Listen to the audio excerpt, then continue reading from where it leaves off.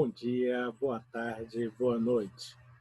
Este é o quadro 10 Luzes, do canal Brilhe Tua Luz. Ele se divide em 3 partes. Na primeira parte, o convidado se apresenta. Na segunda, um jogo com 10 palavras, onde o convidado tem que dissertar sobre. Só que em 10 minutos. E na terceira parte, 2 palavras finais. Vem com a gente. E aí, Marli, tudo bom com você? Tudo bem. E aí? Soube agora que você teve coronavírus, como é que você tá? Fala pro povo aí que tá te vendo, como é que você tá? Meu maior sentimento, né, mesmo diante desse fato tão difícil e duro para todo o universo, né, toda a sociedade, é de gratidão, porque a gente tem sofrido muito, ficado muito assustado com todas essas notícias, essas repercussões nacionais e internacionais, e nós somos agraciados de estarmos bem de saúde, de ter passado pelo vírus de uma forma assim, sentimos os sintomas, mas estamos bem, porque não foi só eu, né? Foi a família toda. Então, assim, só de agradecer a Deus imensamente pela oportunidade que Ele nos deu, né? De renascer. Eu me sinto assim, como se eu tivesse renascido. Se apresenta aí pra gente, quem é você? Ah, tá.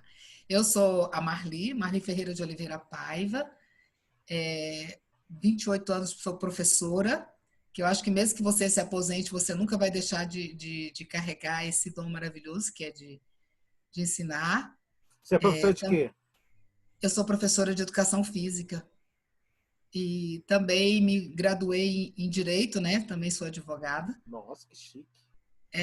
Atuo ainda pouco, porque a demanda da atividade de educação física me rendeu 30 anos, né? Agora estou aposentada. Parabéns. E no período que me deu essa oportunidade de aposentar, eu não pude curtir também, porque eu fiquei com meu pai 5 anos num processo de câncer, e ele foi só progredindo a doença e eu fiquei à disposição dele. E no momento que meu pai se partiu, tem poucos meses, eu falei, vou tentar respirar um pouco. Aí veio a pandemia, aí Deus falou, calma. Não é o momento. Ainda não está na hora, agora você vai curtir tudo, né? Casa, você e o mundo inteiro. Então tá bom, a gente tá aqui para passar por esse processo de provas e resignações. Eu acho que essa é a melhor parte que a gente tem vivido. Quer falar mais uma coisa? Onde você atua dentro do movimento? Ah, tá. Então, eu particularmente assim, dizer para vocês o momento da minha vida que eu me tornei espírita, né? Eu era uma mulher super católica, graças a Deus foi uma formação boa. Mas há mais ou menos uns 12 a 13 anos eu estou dentro do movimento espírita, graças a Deus. Com certeza não foi pelo amor, foi pela dor. Foi por uma dor assim de eu estar sofrendo imensas manifestações espíritas, até efeitos físicos, e eu não entendi o que era isso. Até eu aceitar, e graças a Deus, né?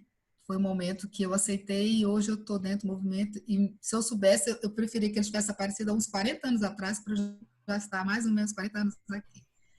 Porque foi o divisor d'águas da minha vida, né? Eu amo, amo, amo. Eu respiro hoje o espiritismo e eu amo demais. E eu diria para vocês que por mais que, dentro do que eu tenho estudado, por mais que a gente ache assim, eu estou 13 anos, talvez essa Marli aqui nessa terra, mas o meu espírito, eu acredito que ele tem humildemente um pouquinho mais de tempo, né? Porque tem coisas que eu vivencio, que eu faço, que os meus amigos espirituais falam, que eu sei que não é só da agora, né? Mas tudo bem. É uma honra ser espírita. Eu trabalho na FEB, como na reunião mediúnica de um grupo maravilhoso na segunda-feira, e também trabalho em outro centro espírita aqui em Águas Claras, onde eu também dou assistência lá. Muito bom também. E também com a oportunidade que eu me dei, né, de entrar no grupo, de trabalhar no grupo de vocês ano passado, né, na COGEDEF, foi maravilhoso, foi uma experiência também maravilhosa, que deixa aquele gostinho de, olha a responsabilidade, né, tem que continuar, tem que continuar. Né? Olha esse compromisso que eu estou fazendo diante do Cássio, oh meu Deus, isso é muito sério. Ai, Mas meu tá Deus. bom. Muito bom, Casa. Então é isso. Eu tenho duas filhas muito engajadas dentro do espiritismo, que é o meu orgulho. Verdade. E foi interessante que as duas eram pequenininhas espíritas, mas me respeitaram. Tudo o que eu queria dentro do catolicismo elas aceitaram. E elas humildemente esperaram o meu tempo, sempre me respeitando, né? Todas duas, que uma gracinha. E elas continuam muito, muito trabalhadoras na seara espiritual. E hoje elas dizem para mim que tem maior orgulho de eu ter ingressado e de estar hoje tão engajada quanto elas, né? Diz elas que eu estou passando. Eu falei, não, não, não. Eu estou só no caminho. Mas graças a Deus. Então é isso. É Vamos um lá? simples resumo. Aham. Então vamos lá. Atenção, deixa eu liberar o tempo aqui, para você não passar do tempo. Você vai aqui, você é daquelas que falam muito, eu não sei. Nossa. Atenção, tô brincando, você fica à vontade, Não, tá? é verdade. Mulher tem vários motivos para falar. Atenção, valendo. Valendo. Ok. Espiritismo. Olha, espiritismo, como eu citei anteriormente, foi o divisor de águas da minha vida, porque, meu Deus, ele foi para mim realmente o espiritismo é um consolador. Diante do que eu passei há 6 meses atrás, com o desencarne do meu pai, ele me deixou muito, mas muito assim. É difícil, eu sou humana, imperfeita, eu tive todas as fases do luto, eu sofri, eu tive a revolta, mas toda hora eu me reportava todos os ensinamentos da doutrina e respirava e falava, não, calma, né? Eu vou ter a oportunidade de vê-lo, e assim, todas as noites, incansavelmente, seja de manhã, seja à noite, eu falo com meu pai, eu já tive vários sonhos com ele, graças a Deus, inclusive hoje, amanheci já não vendo dormir. Então, assim, é uma oportunidade única, o Espiritismo tem provado para mim que é real, e eu acredito fielmente. Então, ele é para mim o consolador mesmo, e todos os dias, graças a Deus, eu me esforço lendo o Evangelho para crescer um pouquinho com os ensinamentos de Jesus.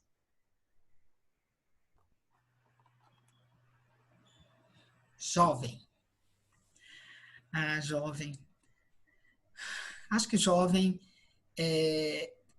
teriam várias formas de falar de jovem, né? Seria o jovem. Ah, jovem. Eu vou falar de um tipo de jovem que foi muito importante na minha vida. Eu passei a minha vida trabalhando com jovens. Foi o maior aprendizado que eu tive na minha vida. Foi a melhor coisa do mundo. Porque dar aula para o jovem, eu era para eles, não era uma professora, eu era uma mãe, eu era uma conselheira. Então, até hoje, eles me chamam de mãe. A maioria dos meus alunos não me chamam de professora, me chamam de mãe, porque eu consegui passar para eles essa maternidade. Eu fui técnica muitos anos, uma técnica muito brava, muito mesmo. E eu não conseguia ver essa braveza, mas eles conseguiam. E eles tinham muito respeito por mim, porque eles falaram que foi muito importante a forma que eu fui contundente, assertiva com eles, porque eles tomaram um rumo na vida. Então, grande parte dos meus alunos são professores de educação física hoje, e falo com muito orgulho que foi pelo exemplo. Outros foram atletas, graças a Deus, chegamos à seleção brasileira, voleibol. E o mais interessante foi vivenciar com eles todos esses processos, né? Eu trabalhei numa cidade extremamente carente, que é Ceilândia, que eu amo de coração. O pessoal acha que eu sou Marli da Ceilândia, porque realmente eu abracei Ceilândia, a comunidade de Ceilândia é maravilhosa, são pessoas maravilhosas. Então, meus alunos são muito carentes, carentes de tudo. Gente, quando eu comecei a trabalhar, eu saí da eu passei muito jovem, com 20 anos no concurso. Então, a minha realidade dentro da minha casa era família, pai, mãe. Então, eu achava que todo mundo fora da minha casa tinha pai, mãe, casa. Só que eu cheguei e a realidade não era aquela. Meus alunos não tinham pai e mãe. A maioria dos meus alunos, infelizmente, o pai e a mãe estavam presos. Ou já tinham morrido e eram criados por avós ou sei lá, perdidos. Então, isso para mim foi um choque de cultura, de realidade. E aí, a partir daí, Deus falou assim, filha, comece a trabalhar. Então, meu trabalho dentro da espiritualidade começou na escola. E eu tive 1000 oportunidades profissional de direção, de ir para o lado do direito, de enveredar para outras coisas que profissionalmente eu ia ter uma ascensão. Mas eu fiz essa escolha. Não, vou ficar quietinha lá na Ceilândia, está muito bom. Eu me sentia mais útil, né? Então, o jovem, para mim, o jovem é a alma assim de toda essa formação, desde o pequenininho da criança ao jovem, eles precisam de ajuda e ele é o adulto de amanhã. É o cidadão de amanhã que a gente precisa estar ajudando todos os dias. Exemplo. É muita responsabilidade, né? Eu acho que meu maior preocupação de exemplo foi quando eu me separei do pai das minhas meninas, né? Meu casamento, né, chegou um processo de separação e a minha menina era pequena, a mais nova tinha 5 anos e a mais velha tinha 8. Então eu era uma mulher que tinha que manter tudo, de ser exemplo, né? E aí eu falava com Deus, Deus, será que eu vou dar conta? Eu vinha de uma criação em que a mulher separada era também discriminada, né? Não era bem vista.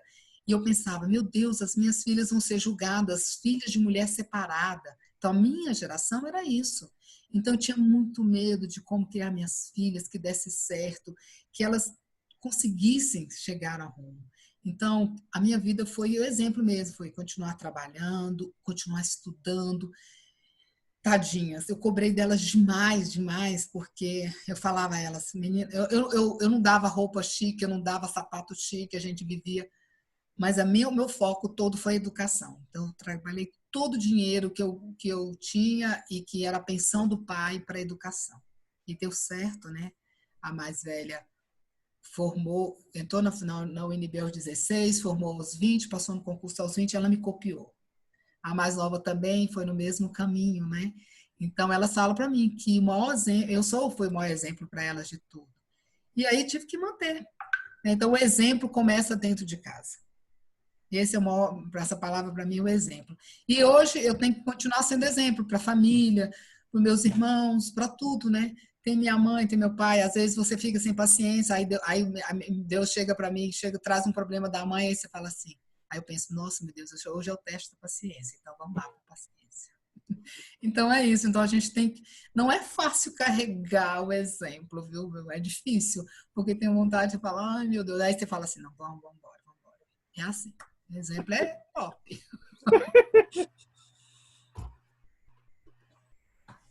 Amizade. A amizade. Eu acredito que as amizades nos dão sustentação para passar na vida grandes dificuldades. As amizades nos sustentam nas horas alegres e nas horas tristes, né?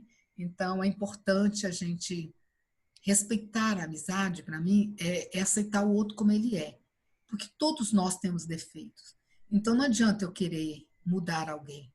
Eu digo isso porque eu tenho como exemplo eu vou dizer que seja mais uma amiga do que uma secretária do lar, porque ela está comigo há 30 anos.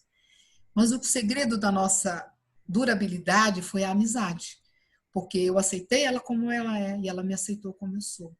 E hoje a gente tem, né, esse laço afetivo formado, forte, construído, né, com um processo longo. E tudo isso graças à amizade. Eu geralmente as pessoas com que eu conheço, minhas amizades realmente elas duram mesmo, são respeitosas. Eu, graças a Deus, eu tenho amigos mesmo.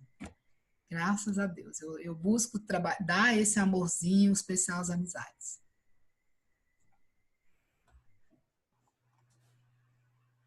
Sexo.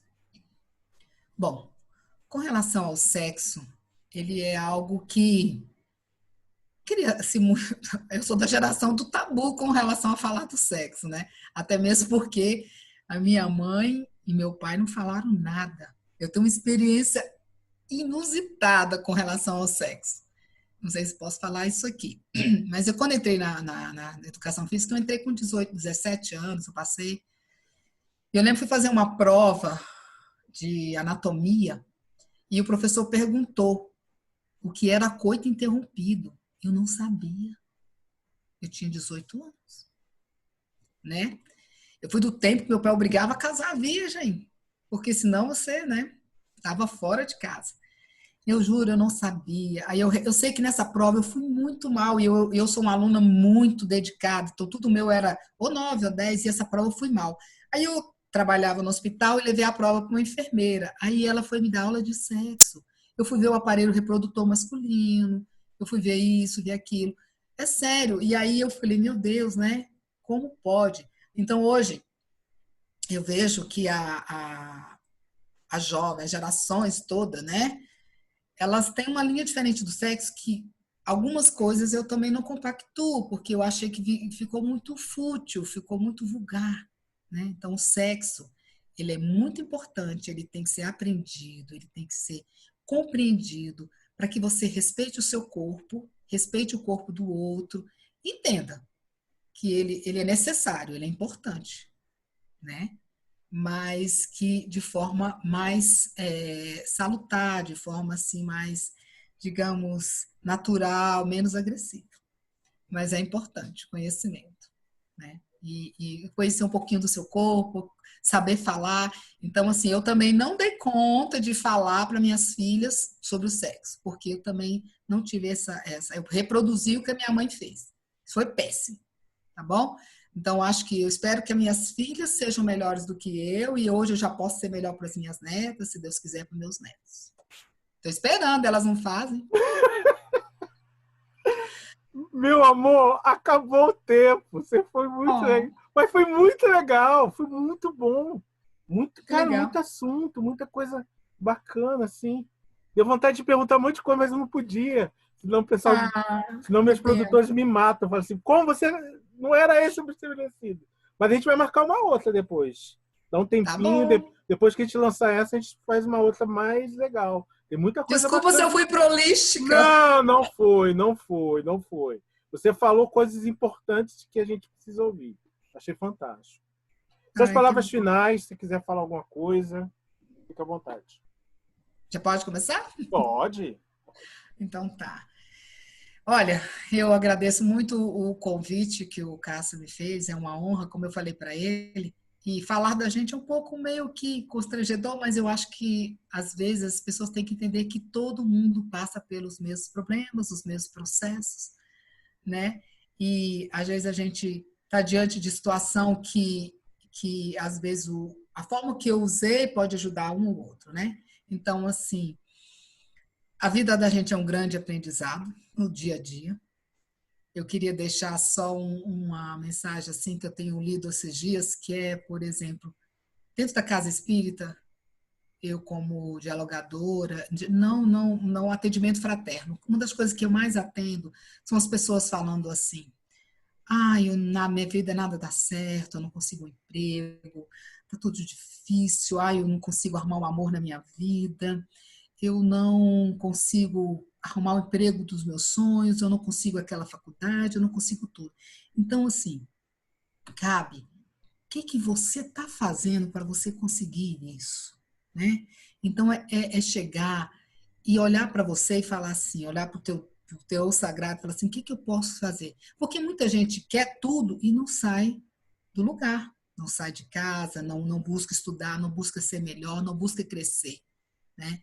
Então, é, buscar sair dessa zona de conforto, dessa inércia, acreditar que você pode, que acreditar que você dá conta, olhar para você, lutar e que você consegue.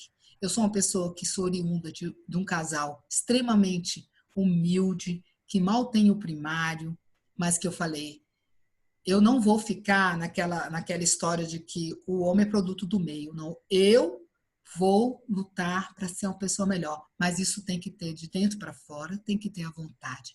Então acredita em você, acredita que você pode, que você dá conta. Comece do pouquinho que você tem, daquilo que você já tem melhor, né? Eu não tenho dinheiro, mas eu tenho qualidades A, B, C e D, e vai buscando, buscando, você chega lá. Então é isso, eu gostaria que as pessoas acreditassem um pouco nelas, tivessem a vontade, a luta e fosse adiante. Porque eu sou exemplo que a gente chega lá. Eu hoje tenho muito mais do que mereço. E reconheço que eu lutei. mas eu ainda quero outras coisas na minha vida, que hoje seria ajudar mais as pessoas. Né? Um grande abraço, obrigada. Foi maravilhoso. Muito obrigado. O pessoal vai adorar. Um bom. beijo no coração, se cuida dos seus e a Amém. gente se vê, né? Tá bom. Um grande beijo, obrigada, viu? Nada, eu que agradeço. Beijo. Tchau, tchau. Tchau.